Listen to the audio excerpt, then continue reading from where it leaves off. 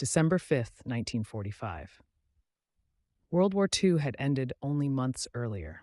The U.S. Navy was still training the next generation of aviators at Naval Air Station Fort Lauderdale, Florida, a bustling base on the edge of the Atlantic where young men drilled in the rugged Grumman TBM Avenger torpedo bomber, the same plane that had helped sink Japanese fleets in the Pacific. No one imagined that a routine afternoon training flight would vanish without a trace, launch one of the largest searches in naval history, claim 27 lives in total, and ignite the modern legend of the Bermuda Triangle. This is not a tale of aliens or supernatural forces. It is the meticulously documented story of human limits, mechanical failure, disorientation, and one fateful decision after another, told hour by hour as it unfolded.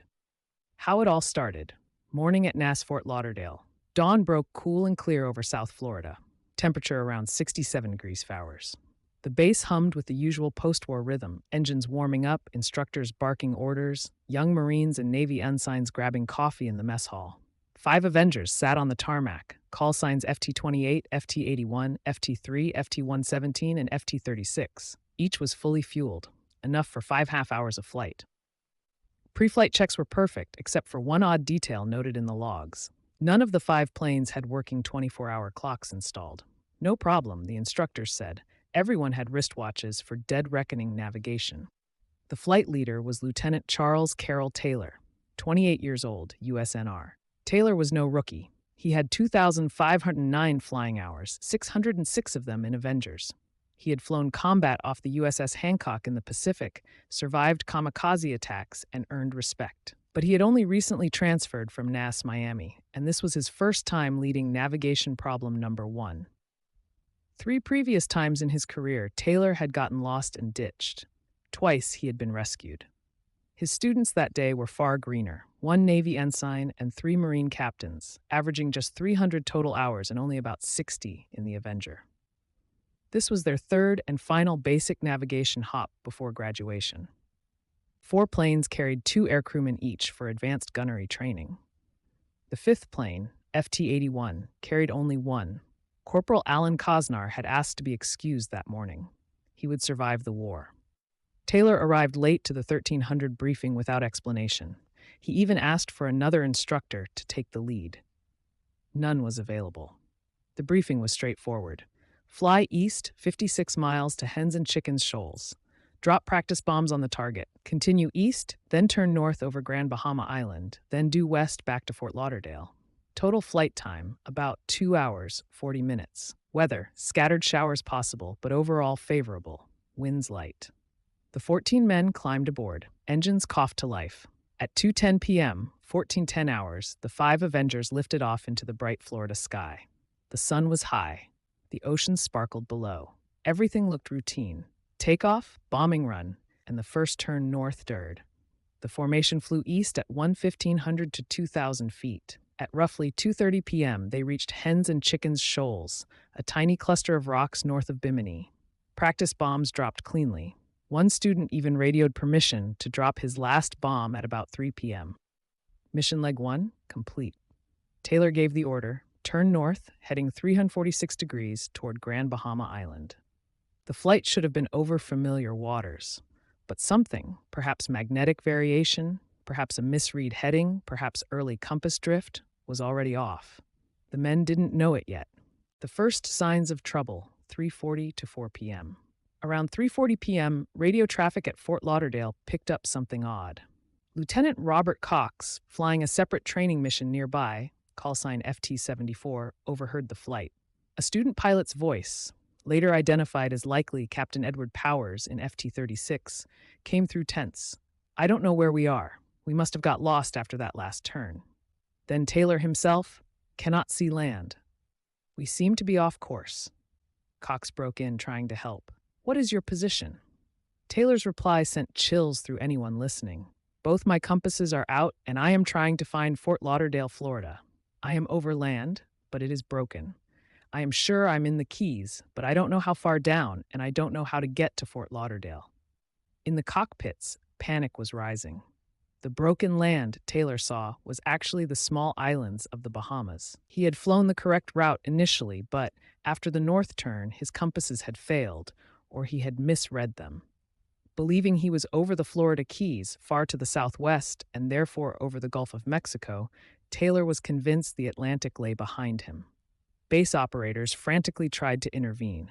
They urged him to activate his IFF, Identification Friend or Foe beacon, so radar could triangulate. No response. They suggested switching to emergency frequency. Ignored. One desperate voice from another plane cut through the static. Almost certainly a student. Damn it, if we could just fly west, we would get home. Head west! Damn it! Taylor overruled him. The flight followed its leader. Growing panic and conflicting directions, 4 to 5:45 p.m. By 4:11 p.m., the argument was audible over open channels. Taylor was now flying northeast, 030 degrees, for 45 minutes to make sure we are not over the Gulf of Mexico, then planned to turn north. Land-based high-frequency direction-finding stations, HFDF, had already triangulated the flight. They were north of the Bahamas, far east of Florida, exactly the opposite of what Taylor believed. The information never reached the Fort Lauderdale tower in time to correct him. Cockpit tension was unbearable. Reconstructed from radio fragments and later testimony, pilots argued, checked wristwatches, scanned for the sun, which should have been on their left if heading west. Scattered showers turned into building squalls. Visibility dropped. Whitecaps churned below. Taylor's voice, once steady, now carried unmistakable strain. He refused to let anyone else lead. The trainees, young men who had survived Pacific combat training, trusted their instructor. They stayed in tight formation. Fuel critical, the final hours, 5:45 to 20 p.m. By 6 p.m., the sun was setting. Fuel gauges were dropping fast. Taylor's last clear transmission. All planes close up tight, we'll have to ditch unless landfall. When the first plane drops below 10 gallons, we all go down together. The formation flew on into the gathering darkness, still heading generally east-northeast over open Atlantic.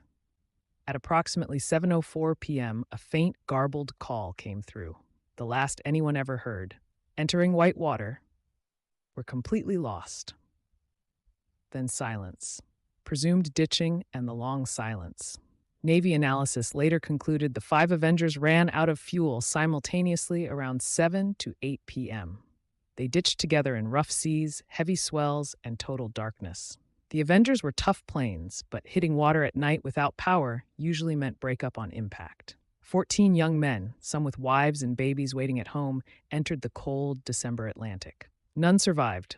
The rescue tragedy, the loss of the PBM Mariner. At 7:27 p.m., even before the final transmission, a Martin PBM-5 Mariner flying boat, Buno 59225, nicknamed Training 49, roared off from Nass Banana River with 13 crew aboard. It was one of the first search planes dispatched. At 7:30 p.m., it made a routine radio call. Then nothing. At approximately 7:50 p.m., the tanker SS Gaines Mills reported a massive fireball and explosion at sea. Flames leaping 100 feet high, burning for 10 minutes, leaving an oil slick. The position matched the Mariner's last known area. The PBM was notoriously prone to fuel vapor explosions. Sailors called it the flying gas tank. An in-flight fire almost certainly claimed the second crew of 13 men before they could even begin searching. The massive search, 248 aircraft, 18 ships, 5 days by dawn on December 6th, one of the largest air-sea rescues in history was underway. 248 aircraft, 18 ships, Coast Guard cutters, even British vessels. They scoured 300,000 square miles. They found old wrecks, floating debris, nothing connected to Flight 19. Heavy seas and a passing weather front destroyed any chance of survivors or floating wreckage. The search was called off on December 10th. No trace was ever found. The investigation, blame family, and the final ruling, 45 minutes. The Navy Board of Inquiry met quickly. Their initial conclusion was blunt. Lieutenant Taylor had become hopelessly confused and suffered something akin to mental aberration. Compass failure, disorientation, failure to follow base instructions, and refusal to let others lead, all compounded by rapidly worsening weather. Taylor's mother was furious. She hired a lawyer and petitioned the board for correction of naval records. She argued there were no bodies, no planes, no proof. In 1947, the Navy quietly changed the official cause to cause unknown. Lieutenant Taylor was cleared. The families received the standard letters of condolence. The 27 men were declared dead in 1946 to 47. Theories, legacy, and the enduring mystery. Over the decades, wild theories bloomed: magnetic anomalies, alien abduction, time warps, the white water as some portal. None are supported by evidence. Expert consensus from Navy historians, the original board, and modern analysis is clear. Compass malfunction, common in the area due to magnetic variation. Taylor's misidentification of the Bahamas as the Florida Keys. His decision to fly away from land instead of toward the setting sun. Trainees' loyalty to their leader. Fuel exhaustion at night in building storm conditions. The PBM's known design flaw. The Bermuda Triangle myth was born here, popularized in the 1960s and 1970s by writers like Charles Berlitz. But the real story is more tragic and human. It reminds us how even experienced pilots can become lost when instruments fail, visibility drops, and decisions compound. No wreckage has ever been positively identified despite decades of searches. The 27 men remain listed as missing in action. Their final formation flight ended not in glory or mystery, but in the quiet, cold waters of the Atlantic, a reminder that the sea keeps its secrets, and that ordinary men in extraordinary machines can still vanish when the sky and the compass both betray them.